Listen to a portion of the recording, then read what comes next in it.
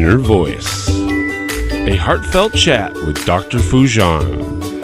Break free from the forces holding you back. Get the life you deserve. Eliminate stress, reduce anxiety, decrease depression, and start living your full potential. Thousands have used Dr. Foojan Zeine's awareness integration theory, an evidence-based behavioral health breakthrough with incredible life-changing results. Getting rid of past trauma, having fulfilling relationships, increasing earnings, and living their best life. Now, the Foojan app is available to everyone. The app is Dr. Foojan Zeine's awareness integration theory in the palm of your hand. Download the Foojan app today.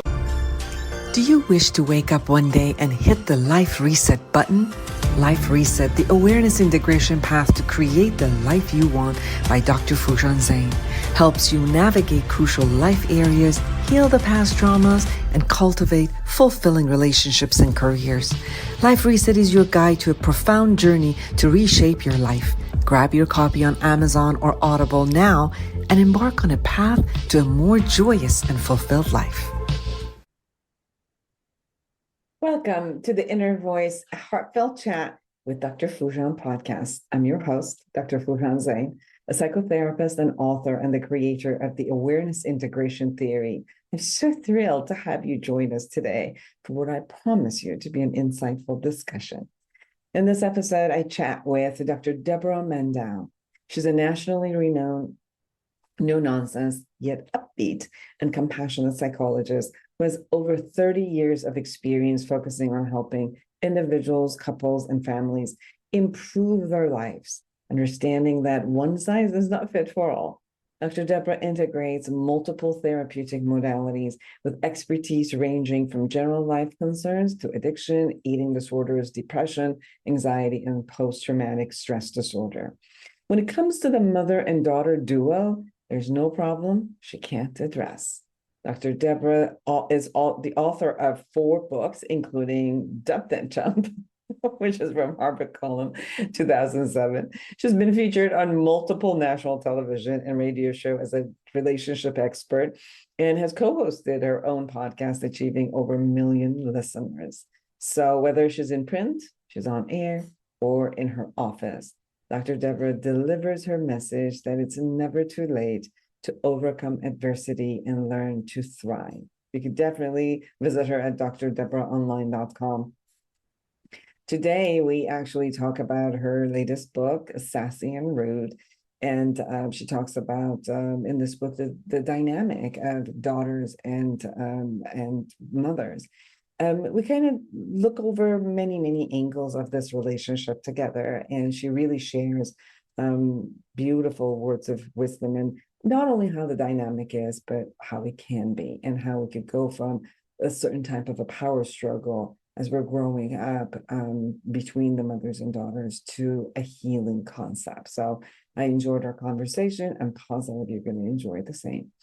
Be sure to subscribe to my podcast, my YouTube channel, and connect with me through my website, foojanzeine.com, or any of my social media platform that you can actually also get from foojanzeine.com.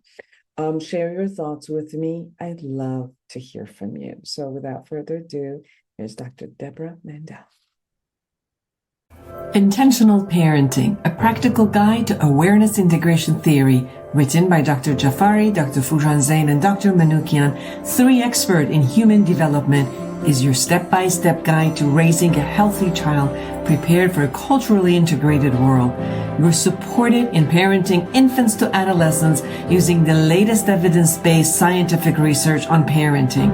Order your copy on Amazon now. Eliminate stress, reduce anxiety, and decrease depression. Dr. Foojan Zeine's awareness integration theory has helped thousands like you get incredible life-changing results. The Foojan app gives you her evidence-based treatment in the palm of your hand. Download today. It is so nice to have you, Dr. Debra Mandel. Thank you so much for having me. I'm so excited to be here to share my story with you. Yes, and you wrote the book Sassy and Rude. Awesome name. Thank you. Can I tell you that the original title was called Why Is She Such a Bitch? I love that too, but this one is really, really cool. You write about mothers and daughters. So, you've been a psychotherapist for such a long time. I've been a psychotherapist also for, God knows, 32 years. So, and I also relate to me and my mother. So it's like it's home, like we're going to be talking about things that are just like home, like it really resonates. And I hope that the same way it resonates with whomever's watching us and listening to us, right? So first of all, why did you choose this topic?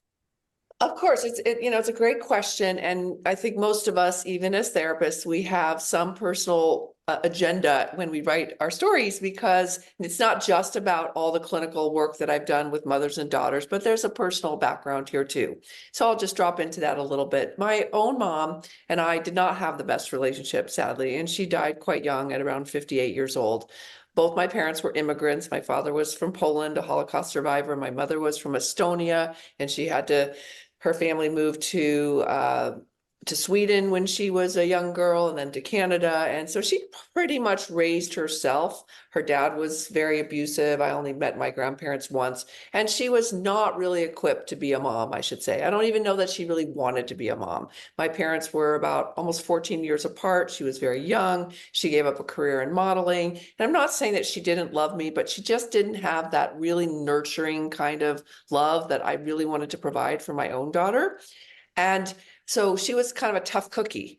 If you left a glass on the table for 2 seconds, if you went to the bathroom and came back, it was gone, and she was mad. Why did you leave the glass on the table? Well, because I was still drinking my water. It was that kind of, if you didn't get A pluses, if you brought home straight A's, why were they not A pluses? Now, I know in hindsight that she really just wanted me to have a better life than she had. She wanted me to be successful, but she was not the nurturing type that I really desired, so it was a hard time to really feel that loving, oozing component. So when I had my daughter, I was just doing that. I'm going to give her all the love, shower her with every nurturing component of life that I could give to her. And sometimes we figure out that we've kind of done a pendulum swing and we've done a little bit too much the other way, and we can yield somebody who is a bit on the sassy and rude side. So that was the original kind of inspiration for the book. And then over time, I worked with lots and lots of mother-daughter duos with a lot of high conflict and trying to help them get to a different place where they could really have a nourishing relationship with one another. I know that was a little long-winded, but it was necessary to tell the background. Absolutely. And, it brought me to an experience that I have consistently also with parents and daughters that I see, adult ones, which, they come, one person, like the daughter goes to therapy, and then as they go to therapy and they look at all the stuff and, it comes from my upbringing, and this is what's going on with me, and that's why today I'm here. And they become very angry at their mother. And now they also go to a therapist and say, see, I have every right to be angry at you, because look at how I've turned out. And sometimes this anger kind of brews and stays and really destroys a relationship between mother and daughter. And I think it's so important to be able to see how you could create some healing, and that's what your book does. I love what you said in your book in the intro, which is, we went through hardship. We wanted to do this open, loving concept of whatever you say. However, on there's this duality, and I think it's not just about the mothers who are doing, but the parenting styles have changed. What, the kids can get from the internet has changed. So the amount of information that they have and the way that they think it's okay to also deal with their parents has changed. So society has changed in the way that it allows the kids to, deal with their parents. So many of these factors are there. And then therefore, it creates such an, shift between a mother and a daughter. So I really love for you to share, why do you even think this happens between mother and daughter and not, the sibling? Or why was it a choice that it was written just for the one parent and the one child, versus doesn't the same dynamic happen, for example, with mothers and sons or fathers and daughters? That Sure, was like 3 questions in one. I'm sorry. no, I love it. I love it. So let's talk about the developmental process a bit, which you're very familiar with, and that separation, individuation process that occurs. And yes, you're correct. I could have written this book for mothers and sons, for mothers and any of their children, or fathers and sons. The truth is, I got to be honest, is it's women who buy self-help books by and large. And there are more conflict tends to occur between mothers and daughters because of that separation individuation process. There seems to be something about same gender that makes it a little bit more difficult to have that separate sense of identity, because by nature we're very similar. That's not to say that people who, have different types of identity things that they're going through and all that stuff, but just the typical mother-daughter situation is we're both females and we are alike in that way, but then it's a little harder to make that distinction of me being a separate individual. So mothers and daughters, fathers and sons, mothers and sons, and fathers and daughters all go through that process. However, I just really wanted to hone in on this particular dynamic duo just because it's very relevant to me, because I only have one child and it's a girl, and she's a girl, and I just wanted to really express that. And I had more, I would say, in my practice over my own 35, 40 years, is I've seen many more mothers and daughters come to therapy than I have seen fathers and sons, or even mothers and sons. And there is a lot of change that's happened in our culture in terms of how we raise our children. And there's a bit more, I would say, entitlement that goes along with the youth these days. I mean, we talk about the millennials, they think they deserve everything, and sometimes without working for it. Very different than, I'm going to imagine you and I are a similar age group, that we had to work for things. You wanted something, you wanted a car, you went and worked for it. Now, of course, many people got their cars given to them, or you got a used car, but you had to pay for the gas, or you had to do this. And we tend to overindulge our children these days, and particularly with mothers and daughters, because many, many moms really want to have that almost a friendship relationship with their daughter, because it's like, oh, I get to have what I didn't have with my mom, and it's so special. But daughters reach a certain age where they want to be their own person, and they want that sense of separateness, and they want that individuality, and they want to know that they are distinct human beings. Yes. That answer, I don't know, I kind of blended those questions together. Yes. Well, one of the interesting factor is that we do gain a lot from our parents, especially the same gender. And it's and we do have the concept of, butting heads with each other. Many of the daughters we have heard that says, I'm never going to be like my mother. And then they become a parent and they're like, oh my God, what I just said was exactly like my parent, and my mother. But the beauty of what you're sharing in your book, Sassy and Rude, I love those names. I'm going to keep saying Sassy and Rude. It's about how much we also need to be able to be aware, because if you're not aware of what's going on with you, and you're kind of like automatically, you took some things from your mother, you defied some things, through your head with your mother, I'm never going to do this. But when you become a parent, every age that your child is growing, you automatically are also bringing up some of the trauma, some of the issues that you've had from your own childhood and your own wounds into the relationship. Sometimes it duplicates, sometimes it compensates, sometimes it goes all the way to the other side. And part of the beauty of your book is to really, really look at who you are yourself, and then as the role of the parent, and how if your wounds are not finished, if you're not healed, if they're not taken care of, they're going to have some impact in that relationship. So can you share a little bit about that? Yeah, I'm going to actually just say the whole title of the book, because it does speak to that very point that you're making. Sassy and Rude, Her New Attitude. It's really a tough love guide for moms on how to bring back some of the sugar and spice in their not so nice adult daughters. And it does not mean that the daughters themselves are the sassy and rude ones. The moms may be perceived as sassy and rude as well. It goes both ways. But what you're talking about is very crucial to to the essence of this book is that we do need, as moms, to heal our own historical wounds, because otherwise what we tend to do is recreate in some fashion that which is left unhealed from our own childhood. So let's say in my own situation, I really wanted someone who was very nurturing and who was very kind of like that oozing, huggy, kissing, adoring type of mom, because I was a super sensitive little girl. And I mean, I noticed everything, I watched for everything, I was very vigilant, and I had a lot of trauma in my youth as well from various sources that I don't need to go into. But that was a big healing journey for me. But as a mom, I just thought, I'm going to get it right this time. I'm going to give her everything. And I think I smothered her at times. And I think at times also I didn't set appropriate limits and boundaries, because I would set them, but then I wouldn't necessarily follow through with them. So the essence of this book is really about healing our own wounds, not bringing those into the relationship with our daughter, encouraging a new dialogue, a new format to have a better relationship. It's primarily for adult daughters and their moms, because there are lots of books already written for teenagers and that whole dynamic. But you know what? This process carries on throughout the lifespan. Once you're a mother, a mother. And if you're always a daughter to a mother, whether the mother's alive or not, we internalize components of our parents all the way through our lifespan.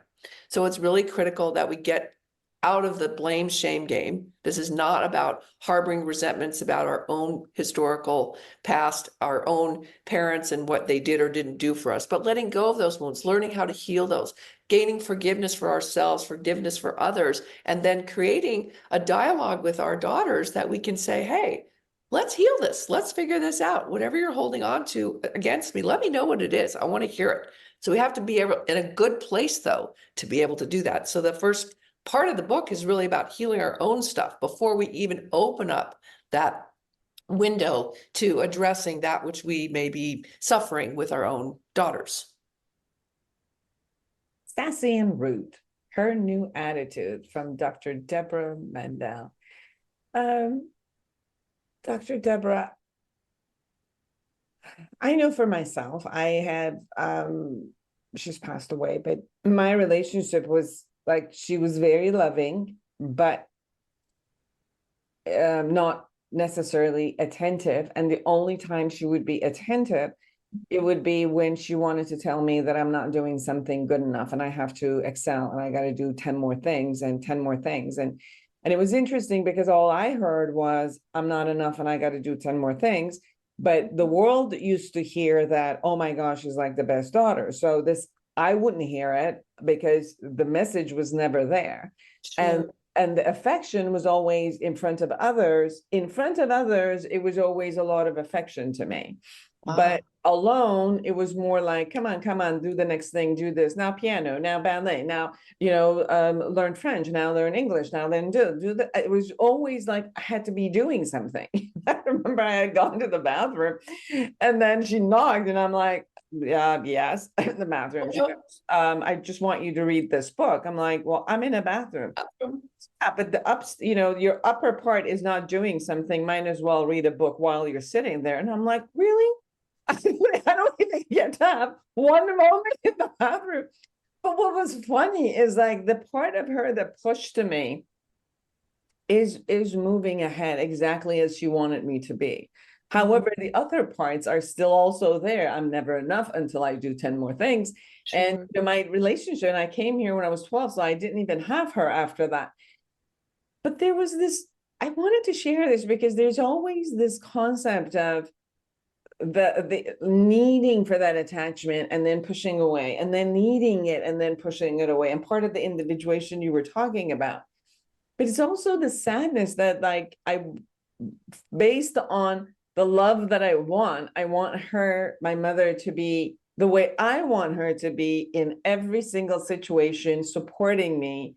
And it's almost like I want to be treated like an adult, but I want that little girl to always have her mommy too. And it's such a such a dynamic that it's a struggle. And when I talk to a lot of adult daughters, it's almost the same thing. Like, although something like my mother had is like, I could never be enough. sometimes I experience from daughters that their mothers can never be enough or do enough or be the right one. So that dynamic is always there somehow also. What do you think?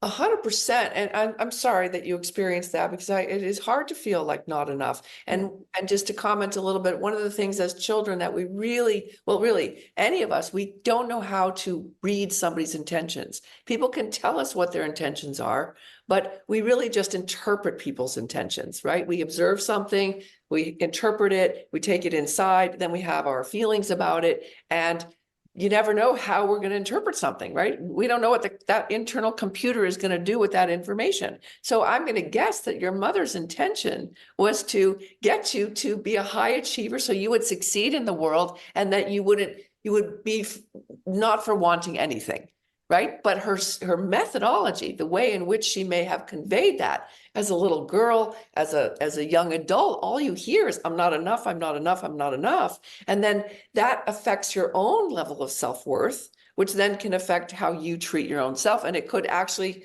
backfire on her, because some people who don't feel like enough, they just give up. Thankfully, you did not, and you drove yourself to be a hugely successful woman on this planet, doing great things, sharing your message with other people. It's phenomenal and awesome. But it could have gone the other way. So it's really important to understand that we really have to understand the intentions of the person with whom we are trying to have a new dynamic. And that goes both ways. So what you're talking about is, yes, I think a lot of adult daughters grow up and they really just hold their mothers to a standard that's unreasonable. And part of the book is about understanding what our expectations are. And as they say in 12-step programs, expectations are resentments under construction. And resentments are like swallowing poison and waiting for the other guy to die. So I talk at length about reasonable expectations, right? We can have expectations that are conscious. And if they're conscious, then we know what they are. But do we have agreement from the person with whom we have set up this expectation? So in other words, if you and I are going to dinner on Sunday night and we both agreed to 5 o'clock, and we've had that conversation, and I show up at the restaurant and you don't show up at 5 o'clock, I have every right to be disappointed, because we had an agreement and you did not tell me otherwise that you were not going to be showing up. But what if we said, hey, you know what, we'll talk about maybe having dinner this Sunday, and maybe 5 o'clock will work, I'll let you know. If I don't hear from you, but I show up at the restaurant and you don't show up, that's on me, because you never confirmed. So you take that into a mother-daughter dynamic. You have a mom who you're expecting as a daughter to be perfect, to always understand your feelings, to know everything what you're thinking, to be a mind reader, because my gosh, she raised you, she should know everything about you. It's not so, because guess what? You as the daughter are ever changing. You're different today than you were 5 years ago or 5 minutes ago. Our feelings are fluid, our emotions are fluid, our thoughts are fluid. So we cannot be held accountable to something. There's some things I would say that are pretty characteristic of people. There are certain likes that we have, there are certain dislikes we have. And it would take a long time for those things to change, or some monumental aha moment for something to change. But by and large, we can have certain understandings about somebody, but holding someone accountable to expectations that have not been articulated, have not been verbalized, it's not fair. And it goes badly most of the time. So I have a whole section on that, about how to understand what your expectations are, how to make them conscious, to make sure that you have agreement, so that you really have an audience when you're having those expectations.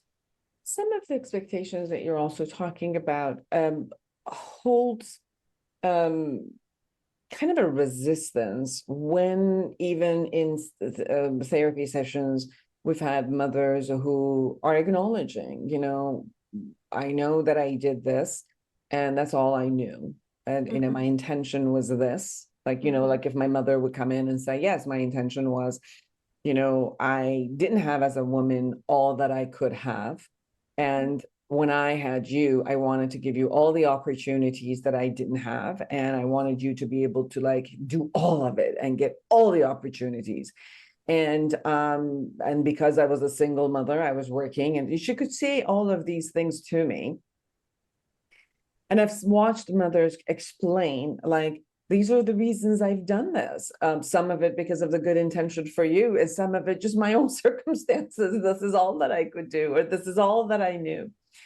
And they're trying very hard to apologize and reconnect and do all of that. And I've watched the daughters that would say, I hear you, but it doesn't take away that wounding. So I don't know what to do now. And they just sit there and it's like, I hear you. There's nothing else you could do, but I'm still upset. I'm still pissed. I have a hole in my heart. And I've watched this dynamic consistently also happen in the sessions where it's like allowing that healing to happen and the expectation of, yes, you didn't. And then, how can you return and also accept your mother as who she is today versus, the mommy that I expected to have and I just didn't get. And I'm going to hold my, breath until I turn blue, until I get that mommy that I said I should have.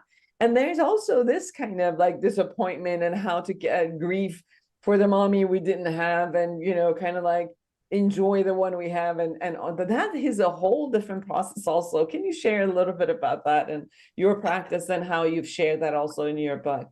Absolutely. I think so. My premise in the book is, and it's a little biased, is that I think we like to think of the moms as being the primary healer first, right? The one who extends the olive branch, the one who says, I really want to hear how I wounded you. I really want to hear the ways in which you didn't feel good about the things that I did. And you listen, and I tried to teach moms how to listen with a really open heart, because once you've done the healing of your own wounds and you have self-compassion and you have the ability to hold space for yourself in forgiveness, then it's much easier to hear that which somebody is speaking about that feels hard to hear, right? So if I'm in a good place and I know that my daughter's hurting about something and I offer to her, listen, I really want to hear what that experience was like for you. And then I'm listening and I'm reflecting back. I'm not explaining, I'm not excusing, I'm not doing anything other than just a sort of a open field of, I just want to hear it. And then each and every time she's telling me something about that, I say, wow, if that's how you perceive, that is how you perceive me at that moment. And therefore, I totally get that you would feel sad about that, or you'd feel angry, or you'd feel scared. I get that. One of the things that I have, that I had some very wonderful volunteers give to me was a list of questions that I provided to young women who are daughters to what they would love to ask their moms and the answers that they gave. So for instance, what is your favorite thing about your mom? What are the things she did that really wounded you? What are the things that you would want to never change about your mom? The 3 things you saw, there's a list of questions and answers. And it was really eye-opening to hear the love that poured out of these young women's hearts, that they really wanted healing. They didn't want to hate their moms. They didn't want to be mean to them. They didn't want to be distant. They really loved them and wanted to have a close relationship, but they kept feeling like they would hit a brick wall because the second they would share something, the mom would get defensive. So the idea is to let down that guard, and you're just being almost like a sponge to hear this, but without shame, without blame, without guilt, because if you know in your heart of hearts that you did the best you could, and that's who this book is for. It's not for the narcissistic mom who could care less about her daughter and only about herself, or somebody who suffers severe mental illness. It's for that mom who was too nice, the too nice mom who overextended herself, and she feels guilty about everything. So gosh, no, she doesn't want to hear that she did something wrong. But the idea is, it's your daughter's perspective. It's your daughter's perception. It's not an absolute truth. You may have done the best you could. I remember my daughter saying she wished that I would have been that mom, that stay-at-home mom who would have been baking cookies when she came home. And I wish I could have been that to some degree as well. But the truth is I liked being a career woman, and I was a single mom, and I had to make a living, and I had a wonderful nurturing caregiver for her. And then she was in school. And by the way, there were many a times that I was at home baking cookies with her, or having cookies waiting for her when she got home. She just didn't remember that. What she remembered was the glass was half empty, not the glass was half full, because she honed in on the making cookies, not necessarily though about all the other ways in which there was a lot of nurturing. So the idea, again, in what you're saying is, how do you have that conversation? How do you help the daughter be willing to open her heart to have a new experience with her mom. So I'd say the mom, try as best you can to put the defenses at the door. You don't need them because there's nothing really to defend against. It's just hearing the perception. It's a perception of your child. So you don't correct them, you just empathize. Then you can go to the next phase, which is say, hey, I'd like to share my own experience of that. I'd love to share an explanation, if you will, not an excuse, but an explanation or a context.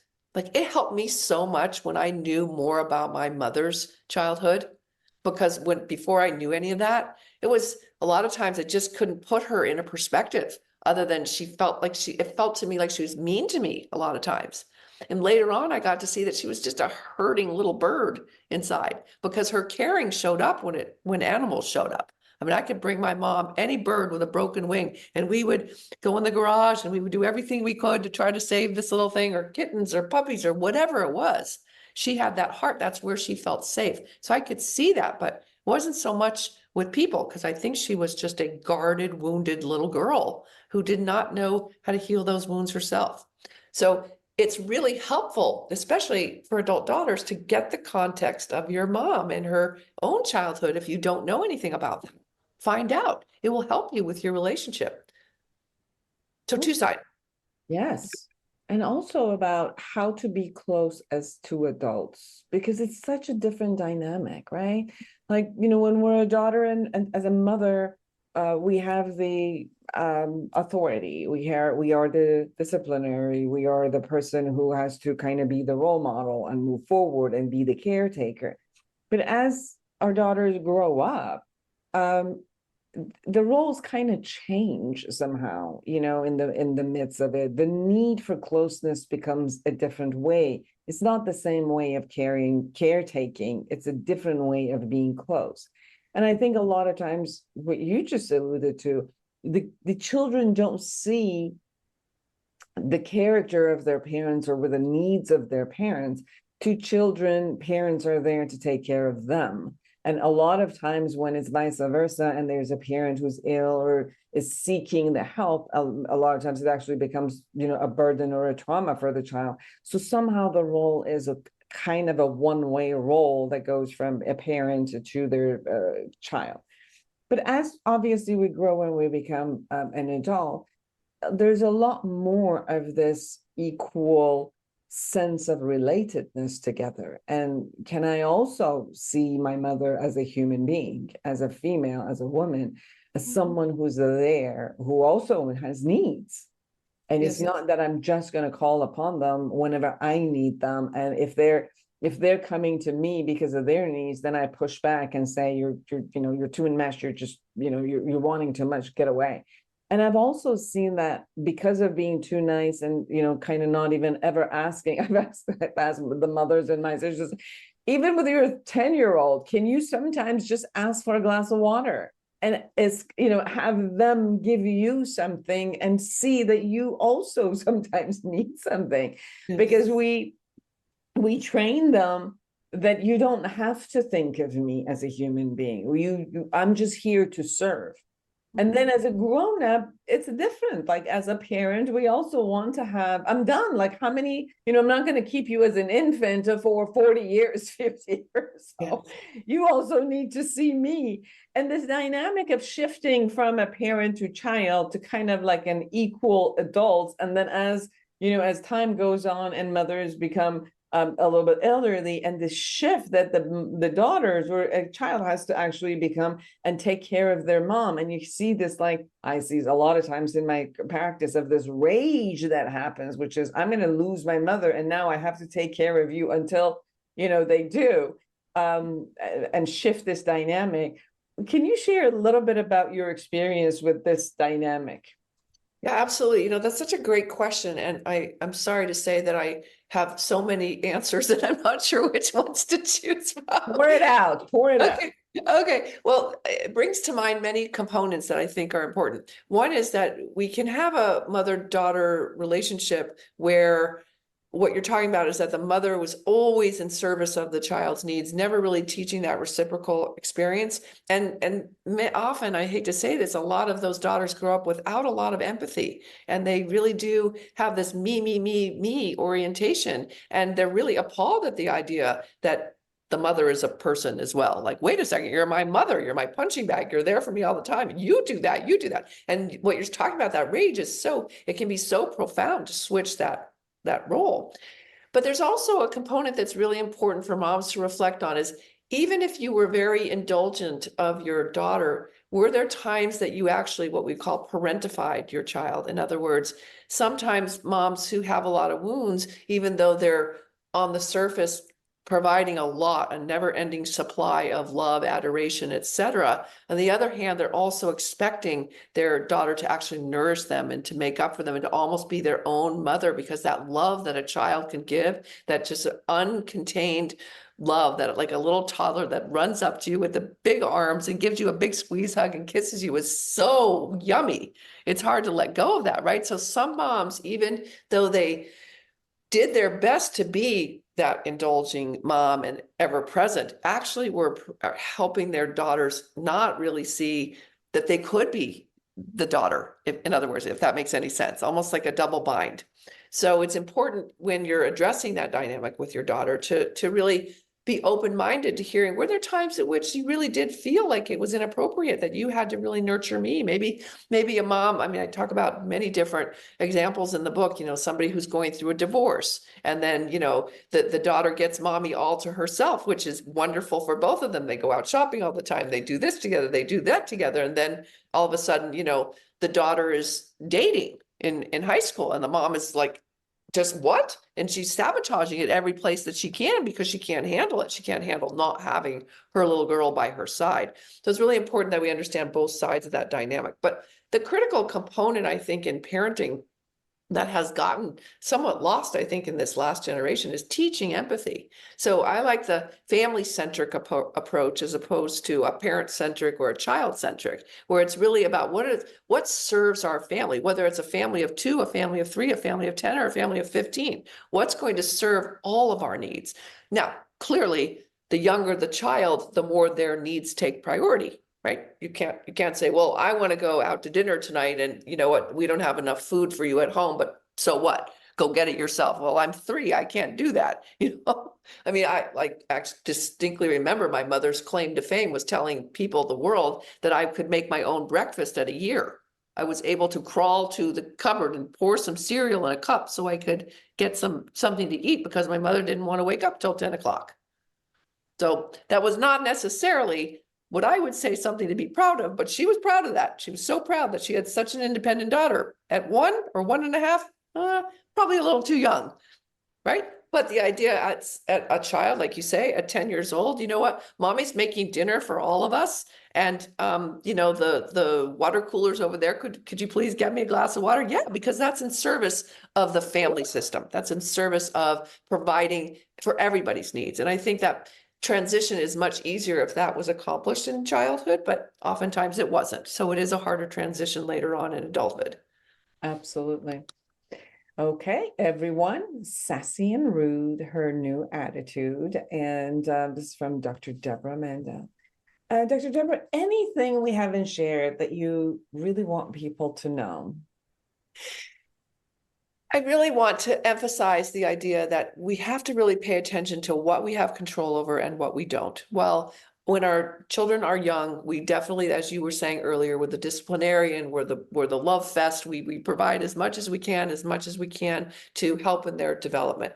But at some point in time, we have so much less control. And when our children, our adult daughters, are adults, then they are in charge of their own lives. And as much as they may want to regress and make you in charge of their lives and then begrudge you for it, it's not so. Somebody said to me, and I love this saying, is you really know that you've grown up when you can do what your mother says anyway. So in other words, when you're outside of that power struggle, it's really about getting over power struggles. It's about creating a fertile ground to plant new seeds so you can have a healing tree together. It's open communication, it's mindfulness, it's conscientiousness, it's empathy, it's kind-heartedness, and it's realism, right? It's what's real, what's on the table here. Let's get it out there and let's have a go at it and get through it. Yes. There's such a beauty in connection. When the connection is there and is always there, or for some reason it's severed, and then how you could come back and create that connection. And I really suggest for all the mothers and daughters and all the, children and parents who are out there, which have not connected for a while, or that connection has been severed, to be able to have the opportunity to reconnect and really enjoy each other's company as they grow up and as an adult.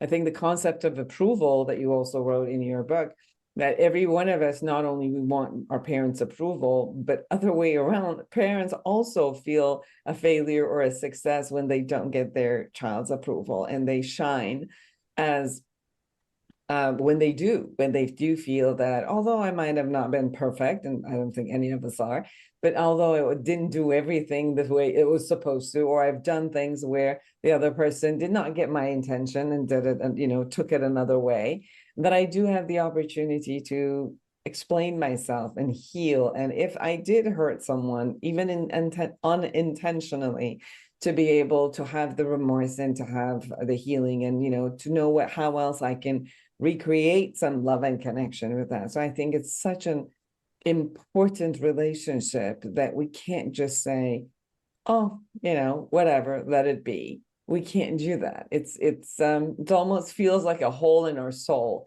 until there is a part of us that we could do that. And unfortunately, if we don't do it while they're alive, we still got to do it somehow in our own soul, even if they're gone, for ourselves. So I think that's where like the connection is so important. And if people have their parents alive, it's such an opportunity to get this. Absolutely. And, sometimes it's quality time more than quantity time, and the time that you have together really make that meaningful. And sometimes we do a lot of fluff instead of healing, and healing is really where it's at. So, if you want this journey, be patient, take it on, love with limits, be as compassionate and empathetic as possible, and make room for it. Just say, I want this, and I'm going to bring it on. Yes. And seek help if you can't do it on your own. So the book Sassy and Rude is sharing with you how you could do this. But as you go through this book and you see, this is not enough for me, I need to get help. I need someone to sit there while we go through this, facilitating the conversation and the healing. These are amazing times for, both a mother and daughter to be able to get help. Where can people find you? Well, the best place is just to go to my website at drdebraonline.com, DRDEBRA online.com, and all my social media links are there. And the book can be found on any retailer. Amazon.com is one of the primary ones that people go to these days, but it's on other Barnes and Noble, etc. So yeah, take a look. It's got lots of great Sassy and Rude has sugar and spice exercises that both moms and daughters can participate in. And I really hope this book appeals to both moms and daughters, not just the moms, but it is a two-sided healing experience. And I hope the daughters are open to it too. Thanks so much. It was beautiful to have you on the show. Thank you. Great show. And for all of you who are out there, create an amazing life for yourself and everyone around you. And until next week, bye-bye. Are you a psychotherapist looking to enhance your practice? The Awareness Integration Therapy developed by Dr. Foojan Zeine is a comprehensive guide to the principle and techniques of this powerful therapeutic approach. Join the growing community who have elevated their practice and expanded their skills by embracing awareness integration therapy and witnessing its life-changing impact. Order your copy on Amazon now.